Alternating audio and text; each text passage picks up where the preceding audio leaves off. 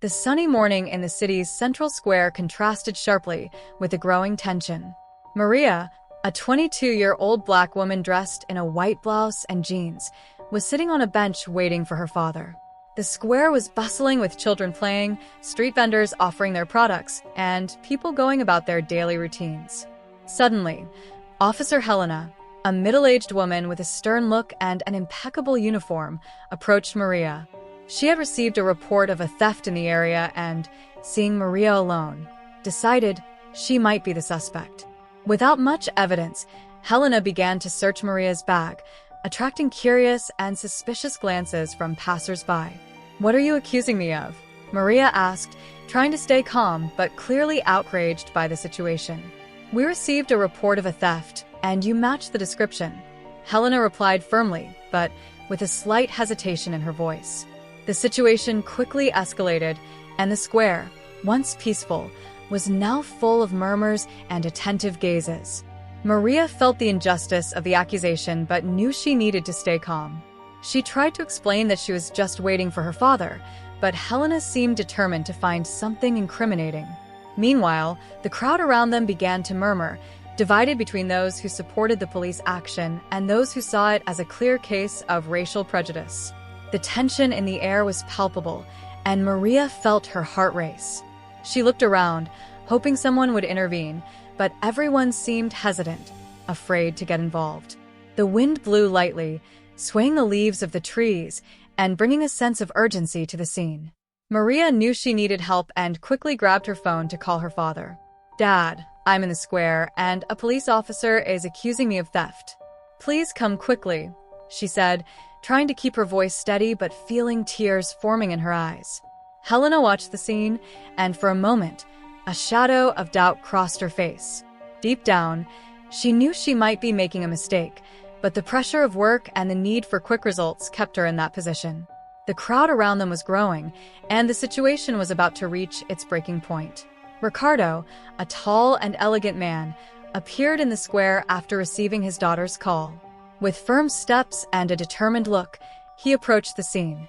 Ricardo was a renowned lawyer, known for his defense of human rights and fighting against injustices. Seeing his daughter being treated like a criminal, he felt a wave of indignation and urgency. "What is happening here?" Ricardo asked, his voice exuding authority and concern.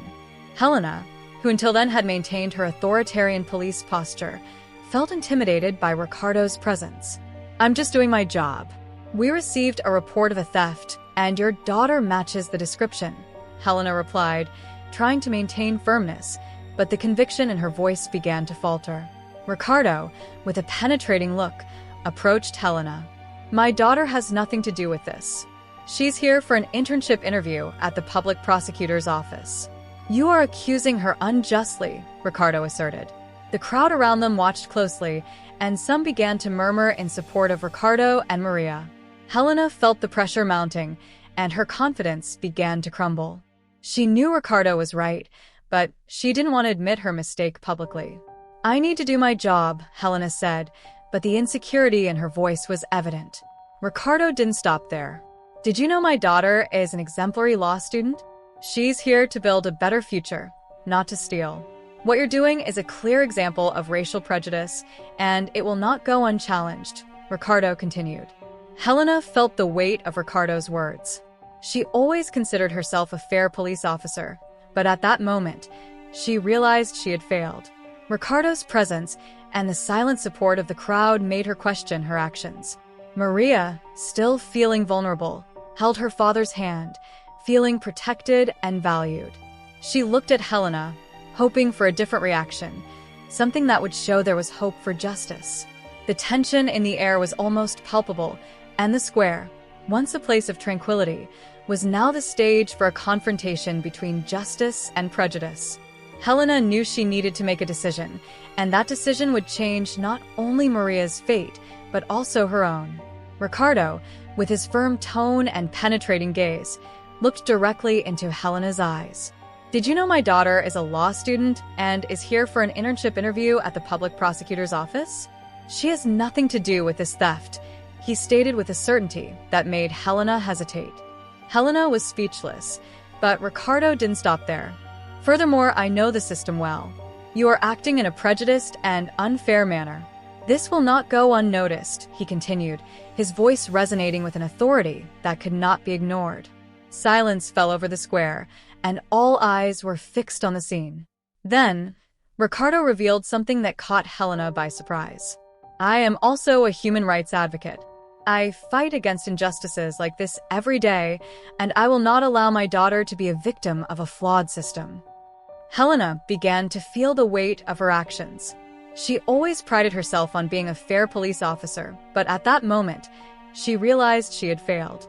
The prejudice she believed she didn't have influenced her actions.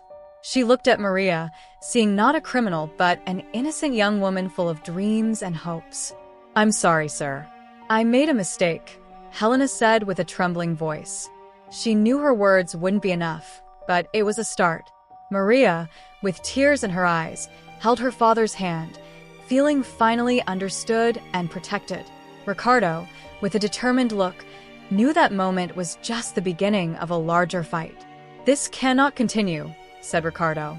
We need to change the system, and it starts with people like you, Helena. Are you willing to be part of this change? Helena, still shocked, felt a mix of emotions. She knew she had a choice to make. She could continue on the path of prejudice or join the fight for justice and equality. Yes, I'm willing, she replied, with a new determination in her eyes.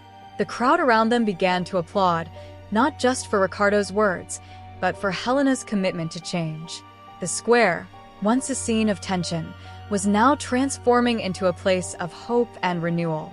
Helena felt an overwhelming weight of guilt and shame.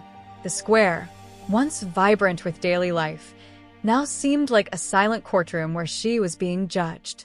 As a police officer, she always believed in her ability to judge correctly, but there, in front of Ricardo and Maria, the reality of her mistake hit her like a blow. I'm sorry, sir. I made a mistake, said Helena with a trembling voice. Ricardo, maintaining calm and dignity, observed Helena for a moment before responding. Recognizing a mistake is the first step to change, he said, his words carrying a weight that made Helena feel even more vulnerable. My daughter deserves respect and justice like anyone else. Maria, still holding her father's hand, felt tears fill her eyes. They weren't tears of sadness or anger, but of relief. For the first time since the incident began, she felt that justice was being done, not by the system, but by her father's courage and Helena's ability to recognize her mistake. The silence that followed was broken only by the murmur of the crowd, which now looked at Helena with renewed expectations. They hoped to see an example of redemption and change, something that could restore their faith in justice and humanity. Helena looked around, seeing not just unfamiliar faces, but a community she had sworn to protect and serve. I never wanted this to happen, said Helena, her voice still wavering. I always strive to be fair, but today I failed. I promise to do everything in my power to correct this and ensure that something like this never happens again. Ricardo, perceiving the sincerity in her words, nodded slowly. True justice is not just about punishing mistakes, but learning from them and changing. If you truly wish to make a difference, then there is a path ahead. The crowd began to disperse, but the impact of that moment was etched in everyone's minds. For Maria, it was a step toward healing. For Ricardo, a victory in the ongoing fight for justice. And for Helena, a turning point that would redefine her career and beliefs. As the square slowly returned to normal, Helena knew her journey of redemption was just beginning. She had much to learn and prove, not just to Ricardo and Maria, but to herself and the community that expected more from her.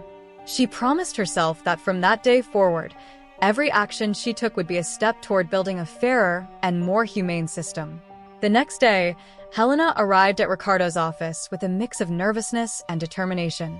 She knew this meeting could define the course of her career and, more importantly, her ability to contribute to positive change. The atmosphere in the office was formal but welcoming. Ricardo waited in the conference room, his demeanor serious, but not hostile. Thank you for coming, Helena, said Ricardo, indicating a chair for her to sit. I hope you understand the importance of what we are about to discuss. Helena nodded, trying to hide her nervousness. "I understand, sir. I want to be part of the change," she replied with a sincerity that Ricardo couldn't help but notice.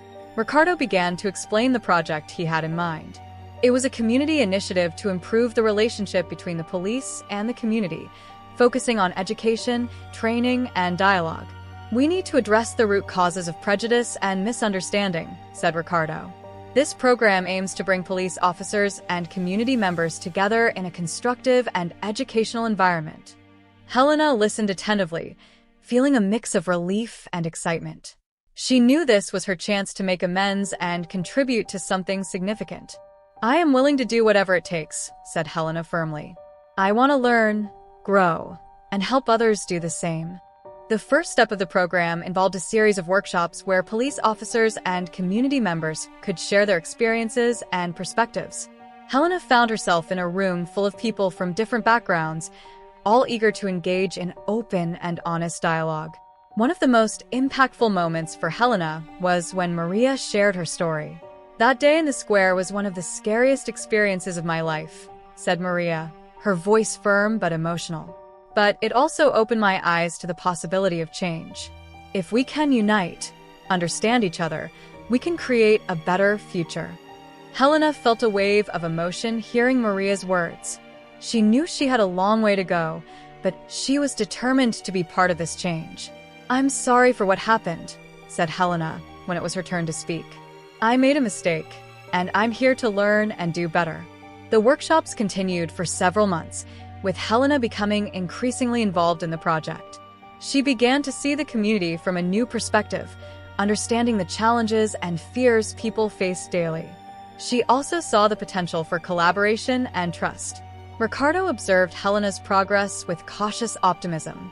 He knew that true change would take time, but he was encouraged by her dedication and willingness to learn. One day, after a particularly successful workshop, he approached Helena. "You've come a long way," he said, "but remember, this is just the beginning. We have much more work to do." Helena felt a sense of purpose she had never felt before. "I understand, sir. I'm committed to this journey," she replied. As the program progressed, community outreach events, educational campaigns, and other initiatives were organized to promote a more just and equitable society. With Ricardo and Maria by her side, Helena felt hopeful that real change was possible. The journey ahead would be challenging, but it would be worth it. If you enjoyed the story, don't forget to click the like button and subscribe to the channel. This other story on your screen will also entertain you.